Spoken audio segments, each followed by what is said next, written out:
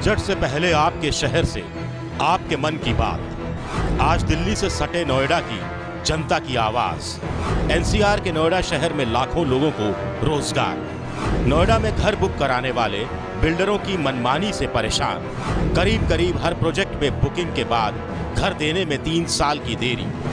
नए घर की ईएमआई और मौजूदा घर का किराया देने को मजबूर हैं लोग। क्या बजट में मिलेगी घर खरीदने वालों को राहत?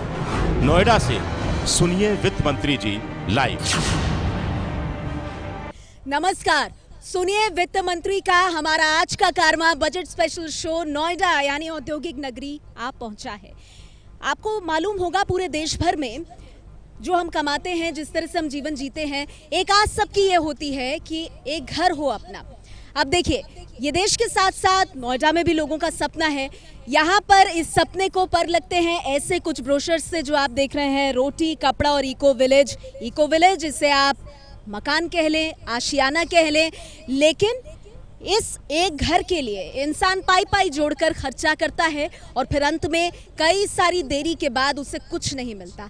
ऐसे ही कई लोग आज हमारे साथ यहाँ नोएडा के इस बजट स्पेशल कार्यक्रम में मौजूद हैं, जहाँ रोटी और कपड़ा छिन गया और मकान भी नहीं मिला। और ऐसे में आज मेरा घर मेरा हक की आवाज बुलंद करते हुए हमारे साथ नोएडा की ये जनता वित्त मंत्री अरुण जेटली से आम बजट में क्या चाहती है अपने लिए। इतना ही नहीं, नोएडा क्योंकि औद्योगिक नगरी है तो रोजगार, महंगाई और विकास के कैसे अवसर हों यहाँ, आज इन सभी चीजों पर हम करेंगे बात। सबसे पहले जोरदार तालियों के साथ नोएडा की जनता का स्वागत हो जाए। कई होम बायर्स आज हमारे साथ मौजूद हैं, इन सब से हम बात करेंगे। और आपको बता दें, बजट आने में सिर्फ 15 दिन बाकी हैं, 1 फरवरी का इंतजार। और नोएडा की जनता बहुत पैनी नजर से देखेगी कि 2019 के लोकसभा चुनाव से पहले आखिर नोएडा को मिला क्या। हम आपको ये भी बता दें, ये जो हाथ में आप हमारी जनता के मांग पत्र देख रहे हैं, ये सुनिए वित्त मंत्री जी, एबीपी न्यूज की एक विशेष पहल है। इस मांग पत्र में अपना नाम, शहर और व्यवसाय के साथ लोग एक मांग अपनी बजट की लिखेंगे और एबीपी न्यूज भरोसा देता है कि इस मांग को सीधे देश की सरकार तक पहुंचाया जाएगा। चलिए, तो बिना वक्त गंवाए हम करते हैं अपने इस कार्यक्रम की शुरुआत और रोटी, कपड़ा और इको विलेज जैसे इस बड़े सपने का हुआ क्या, ये जानते हैं। तो सबसे पहले मैं आपके पास आना चाहूंगी, इस बजट में आप क्या चाहते हैं वित्त मंत्री से? समस्या क्या है? नोएडा में रहते हैं आप? मैं नोएडा में रहता हूं और हमारी एक एसोसिएशन है जो बायर्स के लिए फाइट करता है। मैं चाहता हूं वित्त मंत्री जी, जो घर खरीदार हैं, जो आज बीजेपी की सरकार बने हुए 4 साल हो चुकी है, लेकिन घर खरीदारों के लिए उन्होंने कुछ नहीं किया। हम चाहते हैं कि बायर्स के लिए, घर खरीदारों के लिए एक बेल आउट पैकेज होनी चाहिए। जिस तरह किसानों का कर्ज माफ़ होता है, उस तरह बायर्स का भी इंटरेस्ट माफ़ होना चाहिए। और जब तक बायर्स को घर नहीं मिल जाए तब तक उनकी ईएमआई माफ़ होनी चाहिए। आप में से कितने मानते हैं कि एक कोई बेल आउट पैकेज तो कहीं सरकार को देना चाहिए? सब मानते हैं बेल आउट मिलना चाहिए पैकेज। हमने लास्ट 3 साल से इंटरेस्ट भर रहे हैं और हमें अभी तक घर नहीं मिला। हमें रेंट भी देना पड़ रहा है, ईएमआई भी देनी पड़ रही है और जो इंटरेस्ट हम पे कर रहे हैं उस पे इनकम टैक्स भी रिबेट नहीं मिल रहा। आप बताइए क्या चाहते हैं वित्त मंत्री से? वित्त मंत्री जी से ये चाहते हैं, जो हमारे घर का मामला अटका हुआ है इसको किसी न किसी तरह सुलझाएं। 20 लाख रुपए का इको विलेज 1 में सुपर टैक्स से फ्लैट बुक करवाया था, अब जो पोजीशन का टाइम हुआ था 20 के 30 हो गए। और दूसरी इनफैक्ट एक अर्थ इंफ्रास्ट्रक्चर है जिसमें मेरे मम्मी का फ्लैट है, 3 डायरेक्टर उसके जेल में है, एक भगोड़ा है। अब ये बताइए जाएं तो हम कहाँ जाएं? ना मोदी जी कुछ बोलते हैं, ना योगी जी कुछ बोलते हैं। तो बजट में क्या करे सरकार, ये बताइए क्या करे उन होम बायर्स के लिए, घर खरीदारों के लिए जिनकी नींद उड़ी हुई है और पैसा फंसा हुआ है? सरकार को इस पे कोई एक्शन लेना चाहिए, क्योंकि इतने सारे लोग, इतनी सारी प्रॉपर्टी खाली पड़ी हुई है और जहाँ पे प्रॉपर्टी है कंप्लीट है वहाँ भी लोगों को पोजीशन नहीं दे पा रहे हैं वो। अच्छा, ये बताइए, अभी आप में से किसी ने कहा कि प्रधानमंत्री और सीएम योगी कुछ कर नहीं पा रहे हैं नोएडा के लिए। एक सवाल मैं आपसे जानना चाहूंगी, पिछले साल सितंबर महीने में योगी आदित्यनाथ ने कहा था अगले 3 महीने में 50,000 फ्लैट मिल जाएंगे ग्रेटर नोएडा के और नोएडा के खरीदारों को। मिले? 50,000 फ्लैट क्या, 1000 फ्लैट भी तैयार नहीं है, हवा में मकान मिल रहे हैं क्या रात दिन। अब 80,000 हो गए। ये योगी जी, मोदी जी क्या कर रहे हैं, हमें तो यही समझ में नहीं आ रहा। हवा में मकान तो क्या होना चाहिए? वित्त मंत्री क्या करें होम बायर्स के लिए? आम्रपाली ने अभी कोई एक भी फ्लैट नहीं बना के दिया। ना आम्रपाली का कोई नेता नाम ले रहा है, ना मोदी जी ना योगी जी, और उन्होंने एक फ्लैट अभी बनाया नहीं और वो बिल्डर भागा हुआ है। उन्होंने कोई मतलब एक्शन नहीं लिया बिल्कुल भी इसके ऊपर। तो ये बताइए मुझे, आप में से कौन बताएगा कि बजट में आप क्या चाहते हैं? वित्त मंत्री क्या दें घर खरीदारों को? आज की तारीख में वित्त मंत्री जी सिर्फ बात करते हैं नॉन परफॉर्मिंग एसेट्स की। नॉन परफॉर्मिंग एसेट्स की बात करने के लिए सबको ले आते हैं under the category of insolvency and bankruptcy code. Home buyers insolvency and bankruptcy code के अंदर नहीं आते क्योंकि होम बायर्स क्रेडिटर्स नहीं हैं। हम लोगों ने पैसे दिए हैं, हम लोग फाइनेंसर्स हैं। हमें आप बैंकों के साथ क्यों मुकाबला करा रहे हैं? हमें आप एम्प्लॉयज़ के साथ क्यों मुकाबला करा रहे हैं? We are neither financial creditors, we are nor other creditors. तो क्या मांग करते हैं आप? हमें घर चाहिए। We should go to the consumers forum. Consumers forum में हमारा अलग से ट्राइब्यूनल होना चाहिए, डे टू डे हियरिंग होनी चाहिए, हमारे केसेस जल्दी से निपटारा होने चाहिए। जी, जेपी जैसे प्रोजेक्ट में जो 8,000 करोड़ बैंकों का पैसा है, 20,000 करोड़ बायर्स के पैसे हैं, हमारा कोई से नहीं है। कमिटी ऑफ क्रेडिटर में हमारा कोई से नहीं है। जो सुप्रीम कोर्ट कहती है कि जो लोअर मिडिल क्लास है इनका ध्यान रखना चाहिए, इनका हक सबसे पहले मिलना चाहिए, उसके बाद ये बड़े इंस्टीट्यूशंस वाले हैं क्योंकि सबने मिलकर के ये पैसे को साइफॉन ऑफ किया है। तो इसके लिए कोई कानून बने। मुझे ये बताइए, हमारे होम बायर्स ऐसे हैं कि एक तरफ ईएमआई दे रहे हैं और दूसरी तरफ मौजूदा घर का किराया। क्या बजट में राहत मिलनी चाहिए घर खरीदारी? क्या राहत मिले, क्या राहत मिले, बताइए बजट में क्या राहत मिले? बजट में बेल आउट पैकेज मिलना चाहिए और जो ईएमआई है उसे स्टॉप करना चाहिए जब तक हमें पोजीशन न मिले। जब तक नहीं मिले तब तक इंटरेस्ट वेव ऑफ होना चाहिए।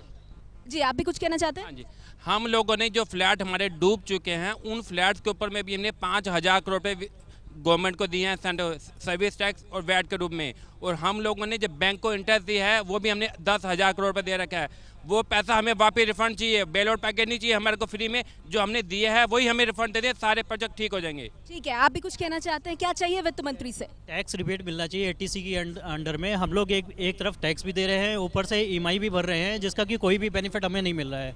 तो वित्त मंत्री जी से हमारी यही गुजारिश है, एक तो टैक्स रिबेट मिलना चाहिए, दूसरा बेल आउट पैकेज मिलना चाहिए। ठीक है, हमारे साथ कुछ महिलाएं भी यहाँ मौजूद हैं। जी बिल्कुल, अगर किसी के हक की बात हो तो ताली जरूर बजाएं। आप भी होम बायर हैं क्या? जी, आप नोएडा में रहती हैं, वित्त मंत्री से इस बजट में कुछ चाहती हैं आप, नोएडा की निवासी होने के नाते? अगर कोई इन्वेस्टमेंट करता है और टाइम पे कुछ मतलब खरीदना चाहता है तो उसको टाइम पे डिलीवरी होनी चाहिए, तभी वो उसका कुछ उसके लिए मतलब की चीज़ है वो। अदरवाइज उसका कोई मतलब ही नहीं है कि उसका टाइम पे कुछ नहीं मिल पा रहा है। तो ठीक है, मुझे एक चीज़ और बताइए, आप बार बार वादे करके जो बिल्डर समय पर मकान नहीं दे रहे हैं, क्या उनके खिलाफ तुरंत कार्रवाई होनी चाहिए? तुरंत एक्शन होना चाहिए? बिल्कुल होना चाहिए। जो हमारे पैसे दिए हुए हैं हमने उनको, वो हमें रिफंड मिलने चाहिए और जल्दी से जल्दी पोजीशन मिलनी चाहिए, नहीं तो हमारे डबल मार पड़ती है क्योंकि टैक्स भी जाता है और साथ में आपका रेंट भी जाता है, दोनों चीज़ें जाती है। तो वित्त मंत्री कैसे देखे, इतनी बड़ी समस्या है, बजट में कुछ कर सकते हैं क्या वित्त मंत्री आप लोगों के लिए? बिल्कुल किया जा सकता है। फाइनेंस मिनिस्टर इस चीज़ पे रूल लेकर आ सकते हैं कि अगर बायर को पोजीशन टाइम पे नहीं मिल रहा है तो बायर खुद बिल्डर के अगेंस्ट में केस फाइल किया जा सकता है और इन केसेस को प्रायोरिटी दिया जाए, रादर देन जो क्रेडिटर्स बैंकर्स के जो दिए हैं उनके पास तो फिर भी मीडियम है कि अपने पैसा निकालने के लिए। बायर क्या करेगा? क्या आप भी होम बायर हैं? जी, तो क्या मांग है वित्त मंत्री से आपकी? हम तो ये चाहते हैं कि ये जो हमारा पैसा है इनके ऊपर प्रेशराइज करें और हमारे पैसे को ही वापस कर दें ये, और नहीं तो जो है बेल आउट पैकेज देते हैं वो दे दे। फाइनेंस मिनिस्टर सब कुछ कर सकते हैं, जो इस तरीके से इन्होंने जो है 3 साल 4 साल हो गए कुछ भी नहीं अभी तक निकल गया। आप मुझे बताइए, आपको लगता है कि देश के वित्त मंत्रालय के लिए ये संभव है कि होम बायर्स की समस्याओं को देखते हुए बेल आउट पैकेज का ऐलान बजट में करें? संभव है? मैम आप ये देखिए, जैसे हम लोगों ने टैक्स दिया, रेंट भी दे रहे हैं, ईएमआई भी दे रहे हैं, सरकार की कमाई हो रही है, बैंक की कमाई हो रही है, तो बेल आउट पैकेज इसलिए संभव है कि जैसे 3 साल में घर बना के देना था तो उसके ऊपर का जो भी पीरियड है उसका टैक्स वेव ऑफ हो, एक चीज़। दूसरी कि हर एक आदमी जो इंसान अपने घर खरीदा हुआ है और ये इतना सारे खर्चे के बोझ में दबा हुआ है, तो उसके लिए जो एक सारे सर्विस क्लास के लोग हैं ये, तो जो स्लैब है, टैक्स का स्लैब है, उसमें जो इंटरेस्ट जो लगता है या जो टैक्स के जो स्लैब है उसका जो बढ़ाना चाहिए। एक बात मुझे बताइए, आप लोगों ने टैक्स स्लैब की बात की, आप लोगों को जानकारी होगी, नहीं तो हम आपको बता दें, एबीपी न्यूज की भी ये सूत्रों से बड़ी खबर सामने आई है। इस बार के बजट में देश के वित्त मंत्री अरुण जेटली 2.5 लाख तक की छूट को आयकर की बढ़ाकर 3 लाख कर सकते हैं। कुछ नहीं होगा? क्यों? उससे कुछ भी नहीं होगा मैडम, वैसे ही महंगाई बहुत बढ़ चुकी है, वैसे ही गवर्नमेंट बहुत टैक्सेस ले रही है। हम होम बायर्स तो वैसे ही परेशान है। पूरा हम ब्याज दे रहे हैं, इंटरेस्ट दे रहे हैं, रेंट दे रहे हैं, सारा दे रहे हैं, उससे क्या होगा? 50,000 कितना होना चाहिए फिर? कम से कम 10 लाख रुपए होना चाहिए, और उसके बाद में आगे के स्लैब में भी रेट कम होनी चाहिए। आपने जीएसटी ला करके ये सब करके तो हमारी जेबें वैसे ही खाली कर दी है। तो जीएसटी से आप लोगों की जेब पर मार पड़ी है क्या? मार पड़ी है जीएसटी से जेब पर? ऐसा है कि बिल्डर को इन्होंने 12% दे दिया है जीएसटी रियल एस्टेट के लिए, और उसको ये बोला है कि इनपुट क्रेडिट बायर्स को पास ऑन करना है। आज मुझे ये नहीं समझ में आता है कि कौन सा बिल्डर है जो पास ऑन कर रहा है, और मुझे ये भी पता है कि सरकार को पता है, उसके बावजूद भी पता नहीं सरकार क्या कर रही है। इनको तो जैसे इन्होंने रेस्टोरेंट या उस पर किया है कि भाई डायरेक्टली 5% लगा दिया है, हमारे ऊपर पहले 4.5% सर्विस टैक्स था, वो ज़्यादा बेटर था। ये 12% सारे बिल्डर खा जा रहे हैं, और न सरकार को भी नहीं मिल पा रहा है और हमसे लिया जा रहा है। सर, आप ही की बात पर एक और मैं छोटा सा पोल कर लेती हूँ। क्या जीएसटी आने के बाद प्रॉपर्टी के दाम घटे हैं? आपको फायदा हुआ है क्या? नहीं घटे। नहीं, कोई प्रॉपर्टी के दाम नहीं घटे हैं। जीएसटी आने के बाद जो 4.5% जा रहा था पहले, आज वो 12% जा रहा है, और उल्टा इतने, क्योंकि हर फ्लैट 20-25 लाख का तो होता ही है, एडिशनल 1-2 लाख रुपया का और बर्डन आ गया है बायर के ऊपर। तो एक चीज ये भी मुझे बताइए, आप ये पूरे बड़े इस उसमें आपको ये भी मालूम होगा कि 1.5 लाख तक का जो प्रिंसिपल अमाउंट है फिलहाल उस पर छूट मिलती है। ऐसे ही जो आप ब्याज भरते हैं 2 लाख तक के अमाउंट पर छूट मिलती है। इतना काफी है? मिलती नहीं है? बिल्कुल नहीं। हम चाहते हैं कि जो हमें छूट मिले वे 5 लाख अमाउंट होना चाहिए, तब जाके इसमें बायर्स को राहत मिलेगा। और बायर्स का जो EMI है तब तक उस पर इंटरेस्ट तब तक नहीं लगना चाहिए जब तक फ्लैट नहीं मिल जाए, क्योंकि ये बायर्स के साथ सबसे बड़ी धोखा हो रही है और गवर्नमेंट इसको नजरअंदाज कर किए जा रही है। पीछे भी कुछ लोग हैं, जरा मैं उनसे बात कर लूं। जी, आप क्या कहना चाहते हैं? पहले हमको स्टैंडर्ड डिडक्शन मिलता था, मतलब हमारे जो खर्चे होते थे उसके अगेंस्ट में, बट अब वो स्टैंडर्ड डिडक्शन बिल्कुल खत्म हो गया है। हमारे जो नॉर्मल खर्चे हैं वो होते ही हैं, तो अब गवर्नमेंट को स्टैंडर्ड डिडक्शन फिर से लाना चाहिए, क्योंकि उसके बेनिफिट होंगे हमारे टैक्स। ठीक, आप क्या मांग करेंगे, क्या होना चाहिए? मेरा ये कहना है कि जैसा आपने बोला है कि जो प्रिंसिपल का अमाउंट हो गया 1.5 लाख रुपए का या 2 लाख रुपए का जो इंटरेस्ट का अमाउंट है, वो हमारी सैलरी को लेकर रियलिस्टिक नहीं है, क्योंकि 3-3.5 लाख रुपए महीने का तो साल का कुछ नहीं बनता है। हम लोग ऑन एन एवरेज अराउंड 5 से 6 लाख रुपए EMI का इसके तौर पे पे कर रहे थे, तो at least on a standard on an average 5 lakh रुपए का तो डिडक्शन मिलना चाहिए इंटरेस्ट और उस पर। ठीक है, मुझे एक चीज़ और बताइए, क्योंकि आप लोग बायर्स तो हैं ही यहाँ पर, जेब पर बहुत ज्यादा मार भी पड़ रही है, लेकिन जेब पर मार सिर्फ EMI और किराए की नहीं पड़ रही है। हम लोग जो नोएडा में रहते हैं तो हम ये भी देख रहे हैं कि हर दिन पेट्रोल और डीजल के दाम बढ़ रहे हैं। क्या ये बड़ा मुद्दा है आप लोगों के लिए? सबसे बड़ा मुद्दा है, इससे महंगाई बढ़ती जा रही है, कहीं भी राहत नहीं है। आप पेट्रोल देख लो, डीजल देख लो, खाने पीने की सारी सामान देख लो, जरूरत की सारी सामान देख लो, हर चीज की रेट बढ़ रही है। ये सरकार कर क्या रही है? आपको क्या लगता है, क्या करें वित्त मंत्री इसके लिए? वित्त मंत्री को इसमें नहीं छूट देनी चाहिए। हम लोगों को नहीं कुछ रिबेट नहीं मिल रही है। मैंने 16.5 लाख रुपए अपना घर में लगाया, फाइनेंस नहीं कराया है। आज हम व्यापार नहीं कर सकते, अपना घर नहीं चला सकते, कोई पैसा नहीं है मेरे पास। इतनी बुरी हालत हो गई है, उस पर कोई सरकार ध्यान नहीं दे रही, ना वित्त मंत्री ना मुख्यमंत्री। आप सब लोग बेल आउट पैकेज की बात कर रहे हैं। मेरे साथ पत्रकार मुकेश केजरीवाल जी मौजूद हैं। मुकेश केजरीवाल जी, पूरे देश का वित्त मंत्री को ध्यान रखना है, सबकी सेहत सुधारनी है। बेल आउट पैकेज की बात होम बायर्स कर रहे हैं, ये सेंटिमेंट नोएडा ही नहीं देश के अलग अलग इलाकों में होगा। ये संभव है वित्त मंत्री के लिए बजट में? देखिए, जैसा इस सरकार का रवैया है उसमें मुझे नहीं दिखाई देता कि बेल आउट पैकेज लाने जा रही है, मगर मुझे इतना ज़रूर कहना है कि जैसी इन होम बायर्स की यहाँ पे संवेदना दिखाई दे रही है, मुझे उम्मीद है कि वित्त मंत्री इस प्रोग्राम को देख रहे होंगे और उनके तमाम जो वरिष्ठ नेता हैं वो देखें और समझें इस बात को।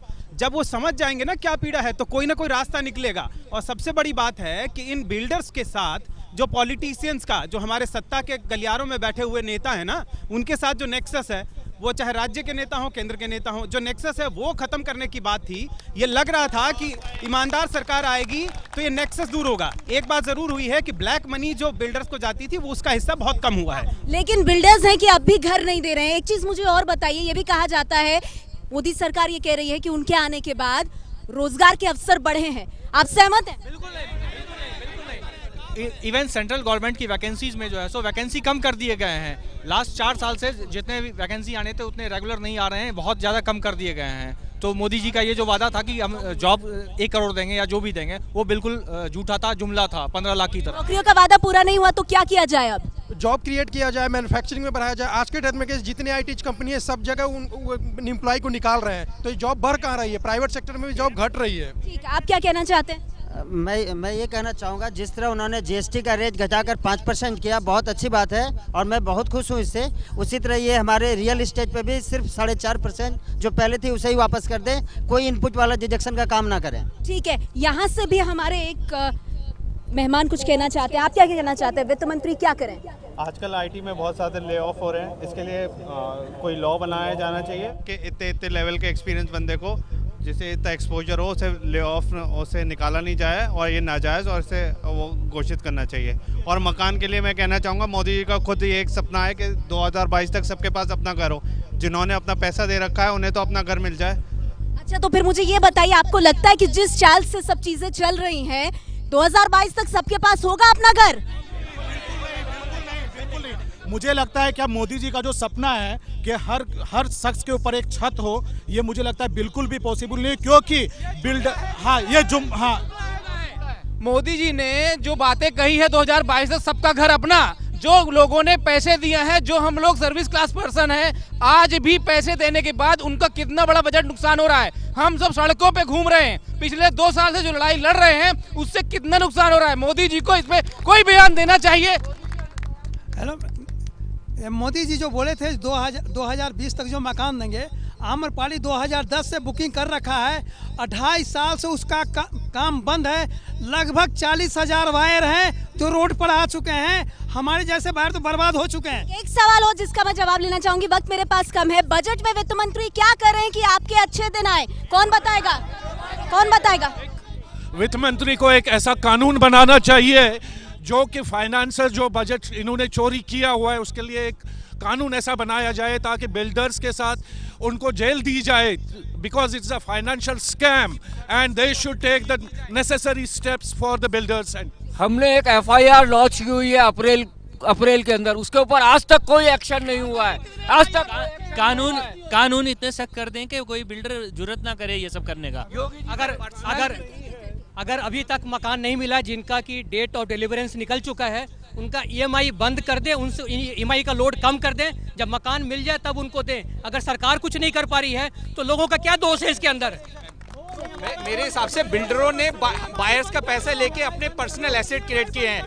गवर्नमेंट को, फाइनेंस मिनिस्टर को क्या करना चाहिए, उनके सारे पर्सनल एसेट सेल करके उस पैसे से बायर्स के घर को दिलाना चाहना चाहिए और इन बायर्स प्लस नोएडा अथॉरिटी जो इसके लिए जिम्मेदार हैं, उन अधिकारियों को जिस सलाखों के पीछे भेजना चाहिए। तो चलिए, आप सुन रहे हैं, नोएडा में ये सेंटीमेंट है, EMI बंद हो, बेल आउट पैकेज मिले। बड़ी बात ये है 2022 तक हर व्यक्ति को घर का सपना दिखाने वाली मोदी सरकार।